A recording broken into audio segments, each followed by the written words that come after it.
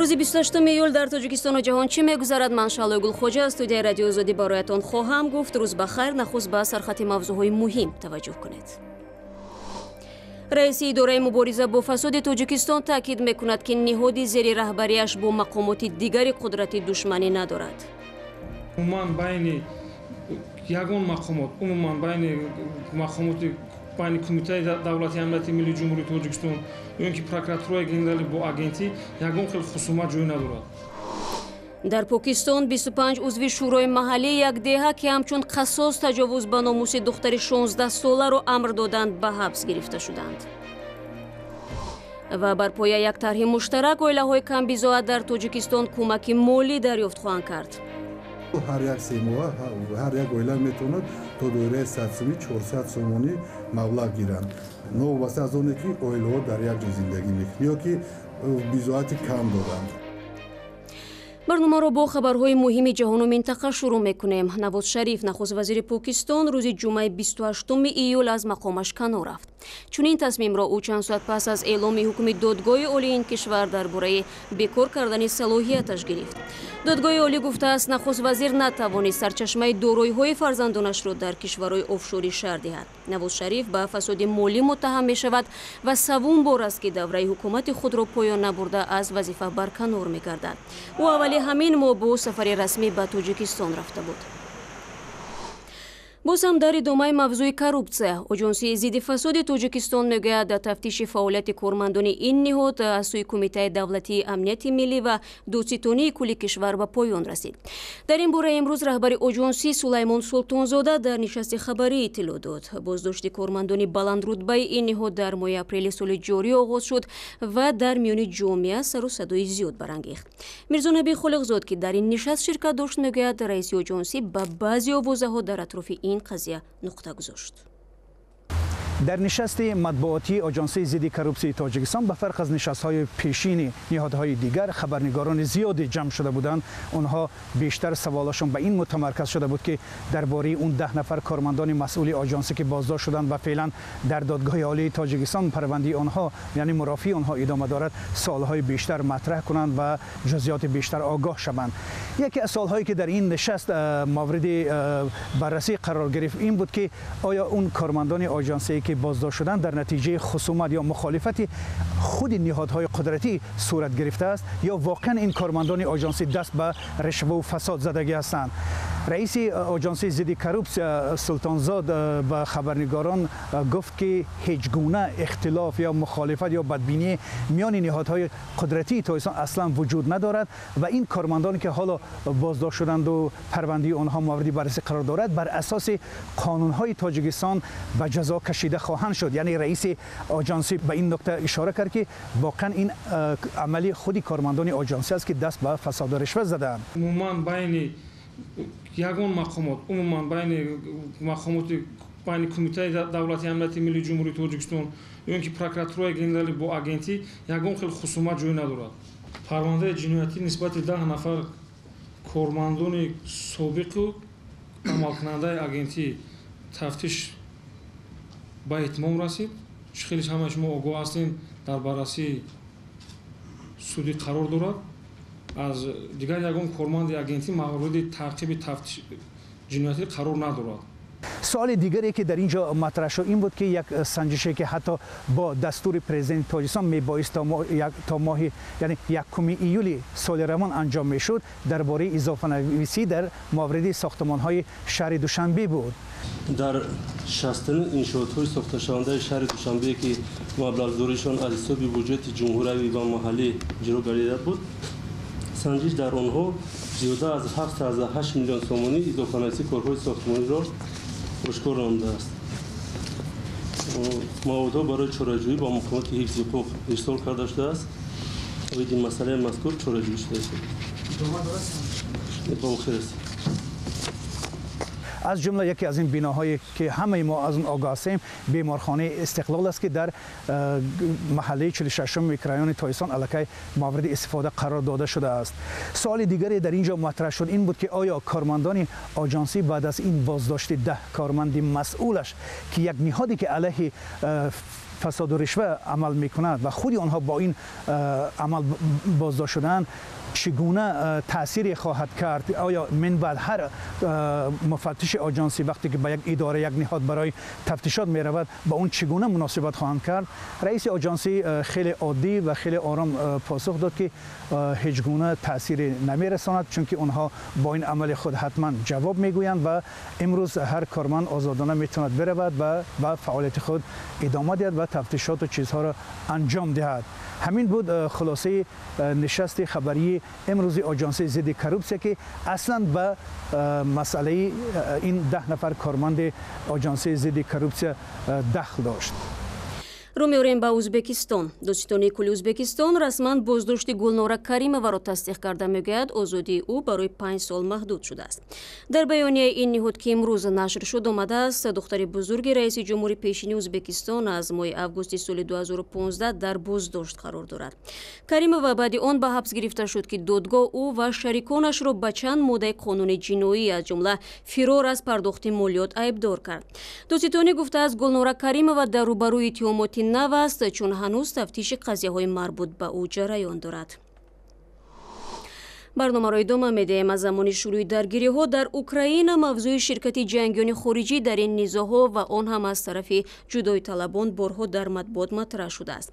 جنگیانی هم که می‌خواهند قلمرو تحت نظارت جدای خواهان را ترک کنند از بازگشت به وطن بیم دارند، زیرا بعضی از کشورها برای شرکت شهروندانش در جنگ‌های خارجی از جمله در اوکراین مجازات پیش بینی کرده است. گزارش نوبتی ما از سرگذشت چند از این جنگیان قصه می‌کند.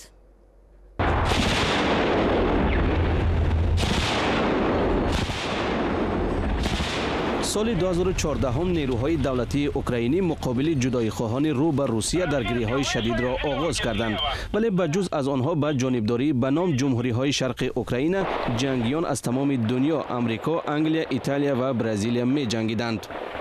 این پاره از گزارش است که جدایی خواهان در ماه مارس سال 2017 نوار برداشتند. گزارش درباره جنگاور ایتالیایی نقل می‌کند. او ماسیمیلیانو کاوالیری با تخلص اسپارتاک است. او میگوید قبلا در ارتش ایتالیا خدمت کرده به اوکراین از روی عقیده‌های سیاسی اش آمده است. در برانگیختن نزاع در اوکراین غرب را گناهکار می‌داند. خارجی های دیگر هست، ایتالیایی ها نیستند. خودم تنهایم، کلمبیایی است. من یک امریکایی را می‌دانم. در اصل کاوالیری یکی از 3 ایتالیایی بود که سال 2014 به اوکراین آمدند. به فرق از دیگران او به سوالهای خطی ما که برایش فرستاده بودیم جواب نداد. اندریا پالمیری در گذشته هواداری فوتبال بود. به نوشته رسانه‌های ایتالیایی او را برای اوباشی گناهکار نمودند و اندریا به خاطر گریز از جوابگری در اوکراین پناه برد. چند پیش او به جای لباس نظامی شیمی کاستوم را ببر کرد و در مراسم کشایش مرکزی فرهنگی ایتالیا در لوگانسک اشتراک نمود. این مرکز برای دوستی مردمان دو کشور زمینه می‌گذارد. او از صحبت با خبرنگاران رادیوی آزادی با سخنانی در لیوو وا می‌خوریم خود را کنار گرفت. لیوو این یکی از شهرهای اوکراین میباشد که دورتر از موقع جدایی خواهان قرار دارد. ایتالیایی سوم گابریل کاروگاتی نام دارد. جدایی خواهان او را برای خدمت و شجاعتمندیش با اردن قدر کردند. من اکنون در دونتسک زندگی دارم. به خانه برای استراحت رفته بودم. عذر صحبت کردن نمیخواهم. به فرق از کاراگوتی، حیات بن استیمسون بریتانیایی رنگ دیگر گرفت. در سال 2015 هنگام بازگشت به وطن او را در فرودگاه منچستر بازداشت کردند. برای کمک به جدایی خواهان روز 14 ایول دادگاه او را به 5 سال زندان محکوم کرد. جنگ ها هنوز ادامه دارد. سال گذشته در رسانه ها 2 اسم نوی جنگجویان خارجی پیدا شد. ماه می گیوم کیویل نظامی آمریکایی بعد از نشر خبرها درباره به طرفداری جدایی خواهان جنگیدنش از ارتش آمریکا رانده شد. ماه ینور دادگاه کیوف شهروند برزیل رافائل روسفرگی را برای تشکیل سازمان تروریستی و جلب شهروندان خارجی به 13 سال زندان حکم نمود. در صحبت با خبرنگار رادیوی آزادی او اقرار شد که از برخورد جدایی خواهان نسبتش راضی نبود.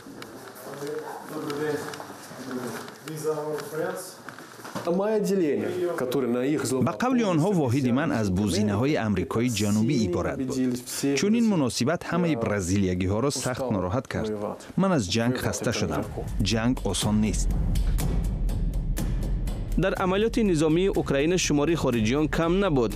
بعضی آنها که از کشور رفتند به نوع خود را از مجازات شدن خلاص کردند. آنهایی که هنوز اینجا ماندند امیدوارند در صورت ترک کردن قلمرو تحت نظارت جدای خواهان برای گذشته خود جزا نمیگیرند.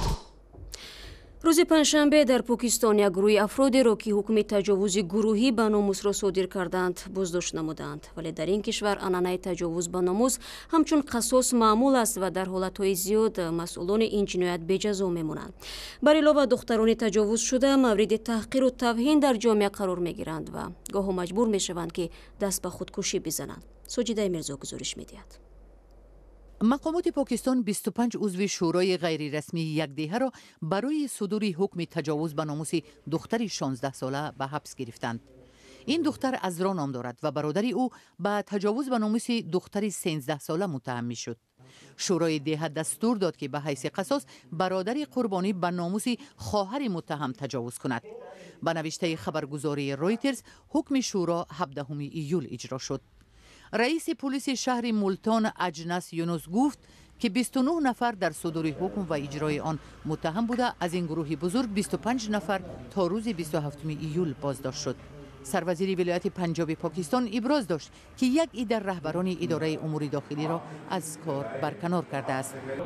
من دستور دادم که یاور رئیس پلیس، معاون رئیس پلیس، رئیس پایگاه محلی پلیس و معاون مفتش منطقوی کارشان را متوقف کنند. من به شما وعده می دهم که انشاءالله عدالت برقرار می شود.